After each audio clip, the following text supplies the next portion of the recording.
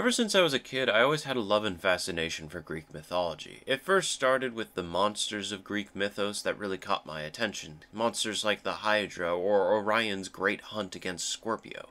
But when I was older, my love for Greek mythology deepened a lot more after I read Homer's epic The Odyssey. From there, it was just great tales of great men fighting insurmountable odds to please a god or goddess, as well as stories of gods and mortals doing unjust, unmoral things to, teach you a lesson in the end of all of it. But one thing that I love telling people about Greek mythology is the origin of the Aquarius Constellation or the Aquarius zodiac sign, because it actually is a very fascinating tale. For those who don't know, Aquarius is the 11th zodiac sign. You know, those things people map out using an astrological forecast of how their day or even week is going to be. And if it doesn't look too good, then they're just going to sit in bed. There are actually people who map out their bowel movements to astrological forecasts. And if it doesn't look too good, they'll just hold that poop in until it looks sunshine and rainbows. But Aquariuses are born between January 11th and February 20th. If you fall between those two, congratulations, you're an Aquarius. Aquariuses usually have traits of being humanitarian, independent, intelligent, creative, idealistic, analytic, emotionally detached, intellectual, unconventional, stubborn, friendly, cold, altruistic, loyal, rebellious, and above all, extremists. Yeah. And if any of you say that sounds like me, I swear to God I'm going to throw a slipper at you. But what's even more interesting about this zodiac sign and this constellation as a whole is the origin story of it all. It starts with a young shepherd named Gidamine. Gidamine was a young shepherd's hand who one day when tending to the field would be spotted by the lovely god of thunder himself, Zeus. The godfather of the cosmos took sight of young Gidamine and was like, "Look at that man. He is quite handsome. He is so beautiful. I am in love with him. He is Giga Chad of the Greek world. No other man compares to Gidamine." But instead of going down and professing his love to Gidamine and saying how much he would love for Gidamine to come live with him on Mount Olympus so that they could do some smash and dash throughout the night, instead he did the next logical step. He transformed into a furry and decided to kidnap Gidamine.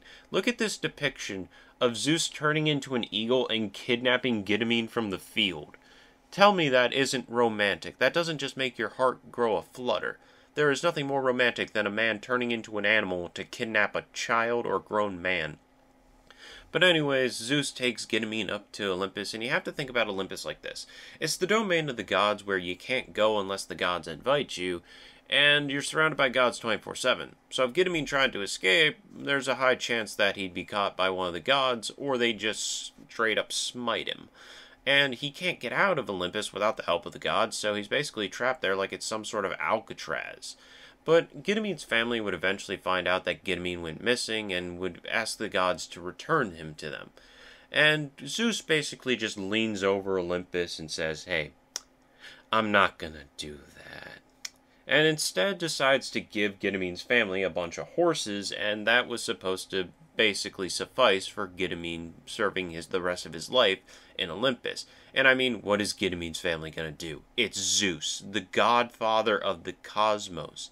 You really are going to go up against the god of thunder. Kratos could barely do that. You think these farmhands, these people who have been playing Farm Simulator are going to be able to do it? No. So they take the horses and basically say, "Please take good care of our son." And you'd probably expect, Gidamine to have a good life up in Olympus. He'd be a very prestigious person being the lover of Zeus. No, not really. Basically, Gidamine became the cupbearer of the gods. And if that sounds cool to you, let me put it in this terms. He was a waiter. He was to make sure that the party Olympus never stopped a-rockin' and that the wine never stopped a-flowin'. But above all this, there was one person among Olympus that hated Gidamine with a passion, hated for what he stood for and why he was there. And that was Hera, Zeus's wife. Who would have thought the wife of the guy who kidnapped a guy who was handsome and wants to spelunk him in the night would be mad at this? Hera, though, couldn't do what they normally did in Greek mythology, was if they saw someone they didn't like, they would come up with some BS reason to hate them and then send them on some impossible quest. For a great scenario of this, imagine you fall in love with a disciple of a goddess, and the goddess doesn't think you're worthy of it.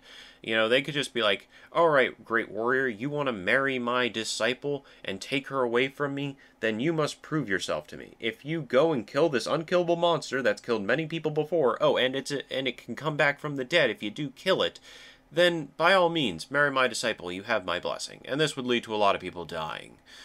But yeah, they're petty like that. That's how the gods were.